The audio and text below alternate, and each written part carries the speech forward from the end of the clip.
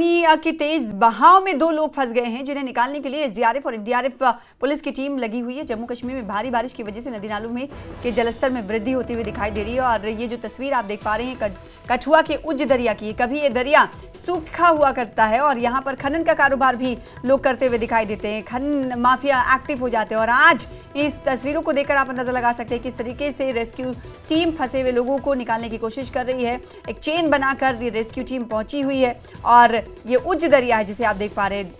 बहाव पानी का कितना तेज है, कमोबेश जम्मू कश्मीर के अलग अलग हिस्सों से ऐसी तस्वीर निकलकर सामने आ रही है और इसीलिए लगातार प्रशासन अलर्ट पर है और लोगों को अलर्ट कर रहा है। प्रशासन की तरफ से कहा जा रहा है कि आप नदी नालों का रुख ना करें, क्योंकि कभी भी जो सूखी हुई दरिया अगर आपको दिखाई दे रही तो कभी भी उसमें पानी आ सकता है, अचानक आ सकता है। क्योंकि इससे पहले आप तस्वीर देख पा रहे थे राजौरी की, जहां पर अचानक नदी में बाढ़ जैसी हालात देखने को मिली, जिसमें 3 बच्चे बहे, एक की तलाश कर ली गई है। और ये जो तस्वीर आप देख पा रहे हैं ये कठुआ के उज्ज दरिया की है, जहां पर बारिश की वजह से जलस्तर में वृद्धि हुई है और एसडीआरएफ की टीम और पुलिस इस वक्त 2 लोगों को बचाने में जुटी हुई है।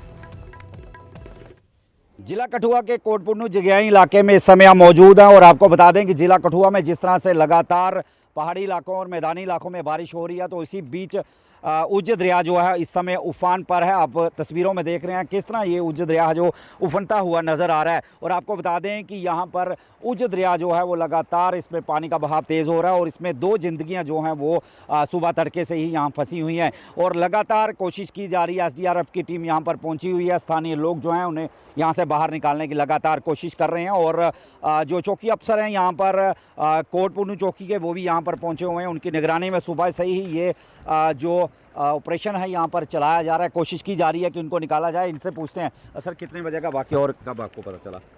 तकरीबन 7 साढ़े 7 के पता चला। हम उसी वक्त जहाँ पे आए और पहले हम खंदवाल गांव में गए, वहाँ से हमारा इनके साथ संपर्क नहीं हुआ। फिर हम उसके बाद पंडोरी ब्रिज से होते हुए सीधे ऊपर की तरफ आए, जहाँ क्रैशर की साइड, वहाँ पर इनके साथ हमारा कोई संपर्क नहीं हुआ। फिर हम उधर से जरमाल गांव से होते हुए फिर इस गांव में पहुंचे, तो फिर इनके साथ वहाँ से 2-3 किलोमीटर बीच में चलते हुए फिर इनके साथ संपर्क हुआ। अब दिखाई तो दे रहे हैं कि पानी का बहाव बहुत तेज़ है। हमारे एसडीआर टीम जो बीच में कोशिश की इन्होंने, लेकिन पानी का बहाव बहुत तेज़ है, तो इसके चलते थोड़ा वेट करना पड़ेगा, थोड़ा इंतज़ार करना पड़ेगा। उसके बाद जैसे पानी का बहाव कम होगा तो उसके बाद हम दोबारा कोशिश करेंगे, हमारी टीम दोबारा कोशिश करेगी कि इनको निकालने के लिए।